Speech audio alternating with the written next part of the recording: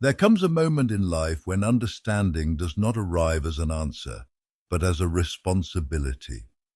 A realization rises quietly and says, what you are doing now is not meant to reward you, nor to be celebrated by those around you, but to serve those who will come long after you are gone.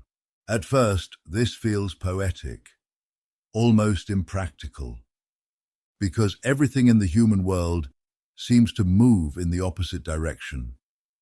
People act to feel good, to live well, to be happy, to be free, to find peace. Even sacrifice is often performed with the hidden hope of recognition, relief, or meaning in one's own lifetime. Very few acts are taken with the awareness that their fruit will never be tasted by the one who plants the seed. And yet, this is how life has always functioned. No system moves because its parts understand the whole. It moves because each part fulfills its role faithfully. A machine advances not through awareness, but through cooperation. Thousands of components, separated, unseen by one another, work toward a single direction. A steering wheel never meets the wheels it directs. A pedal never understands the engine it awakens. Fuel does not know where the journey leads. Still, motion happens. The destination is reached not because the parts understand it, but because they participate in it. A human being is no different. Behind every person stand thousands of lives, not as memories, but as foundations. Parents, grandparents, great-grandparents, and beyond. Only a few centuries ago, tens of thousands of individuals, scattered across lands, languages, wars, loves, and losses, were required for a single person to exist today. They did not live with the intention of creating you. They lived to survive, to love, to endure, to attempt, to fail. And yet, everything they repeated long enough became embedded. Emotion repeated becomes habit. Habit becomes mechanism. Mechanism becomes inheritance. What we call heredity is not only genetic code, it is accumulated intention. Every unresolved fear, every suppressed desire, every survival strategy practiced again and again was written into the body, not as a thought, but as a function. When two cells unite, they do not merely reproduce matter, they merge histories. Each generation becomes an addition to an ancient structure still under construction. Some parts are refined, some are improvised, some are damaged but essential. None are meaningless. This is why patterns repeat across generations, why certain struggles feel older than memory, why life sometimes seems to replay scenes we never consciously chose. A person, then, is not a name, nor a role, nor a personality. Personality is a mask, something worn so the world can perceive us. Beneath it live intentions, emotions, and direction. And these do not die with the body.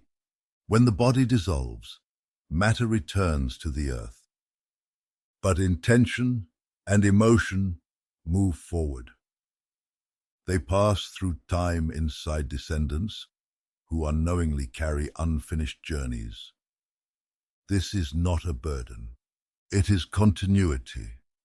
Problems arise when movement is interrupted. In a machine, interruption appears as malfunction. In a human life, it appears as repetition, stagnation, or illness. Illness is often not destruction, but stoppage. A place where something could not move further. A component that rusted because it was ignored, unloved, or denied. Healing, then, is not removal. Healing is attention. What is rejected loses function. What is silenced corrodes. What is abandoned pulls the whole system off course. Many believe healing means leaving the past behind, but a system cannot move forward by amputating its own components. To remove what hurts is often to remove what steers. True healing is integration. It is recognizing what came before, honoring its role, and allowing it to participate consciously instead of unconsciously. When this happens, something shifts. Life begins to flow, not because obstacles vanish, but because direction returns. Moments of alignment follow. Paths reconnect. Resources appear without force. Events unfold with an ease that was previously absent. These moments often come after acts of reconciliation, restoring dignity where it was denied, claiming place where there was exclusion, reuniting what was divided. When previously separated parts of the system rejoin, the structure stabilizes. The body stands firmly again. Movement becomes natural. This is why living well is not selfish, and happiness is not superficial. When happiness is rooted in wholeness, it becomes transmissible.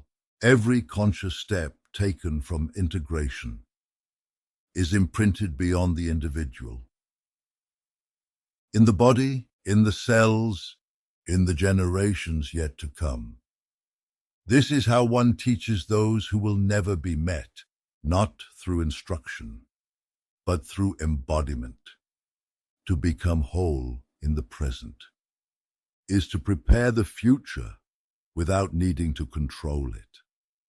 You are not an isolated individual walking alone through time. You are the continuation of many lives, the carrier of unfinished intentions, a living junction between past and future. Your task is not to erase what came before, but to carry it forward with awareness. When this happens, the system moves again, and the destination, though unseen, is reached.